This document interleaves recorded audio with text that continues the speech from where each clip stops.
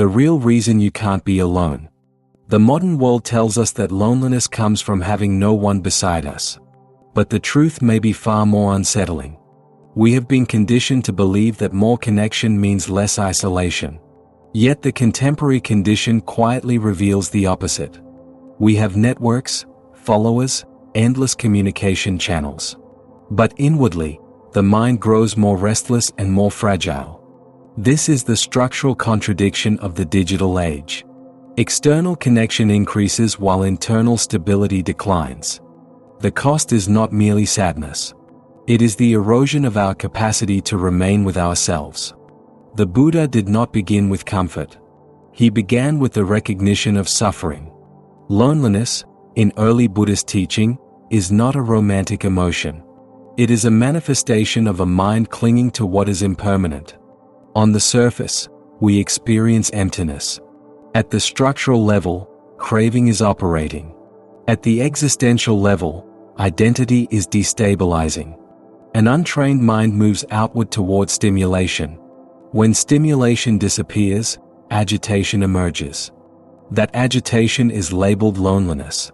But structurally, it is withdrawal from dependency on external input. The Buddha spoke of dwelling with a partner and dwelling alone. The partner is not another human being. It is craving. Even if one retreats into a silent forest, if the mind still pursues desire, memory, fantasy, one is still dwelling with a partner. This is the first contradiction. Physical isolation does not equal inner solitude. Ask yourself carefully. When you are alone, who is speaking inside your mind? What does that voice seek? What does it fear losing? What image is it protecting? At the surface, thoughts appear. At the structural layer, fear of insignificant surfaces. At the existential layer, ego struggles to remain coherent. Loneliness, structurally, is fear of losing identity. Without external reflection, the self feels unstable. This reveals a misunderstanding of non-self. We treat identity as a permanent core. Yet the Buddha taught, what is impermanent is unsatisfactory.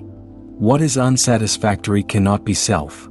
When we use others as mirrors to confirm our existence, their absence creates psychological collapse. This aligns precisely with dependent origination. With contact comes feeling. With feeling comes craving.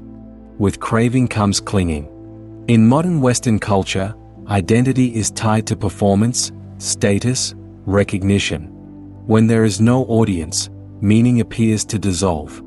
This is the consequence of placing ego at the center. The second contradiction emerges.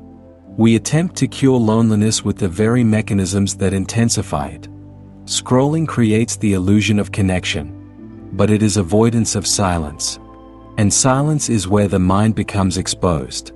The Buddha described true solitude not as physical separation, but as the abandonment of delight, the refusal to indulge, the absence of intoxication with experience. At the surface, we refrain from compulsive consumption. At the structural level, we interrupt craving before it expands. At the existential level, we loosen dependence on validation. Pause and consider. What if loneliness is not an enemy, but a diagnostic signal revealing how identity operates?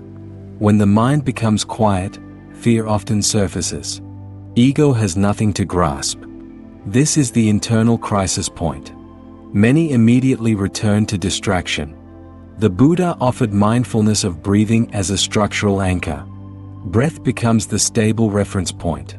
At the surface, we observe inhalation and exhalation. At the structural layer, we witness thoughts arising and dissolving. At the existential layer, we discover no fixed controller behind them. This is direct contact with non-self.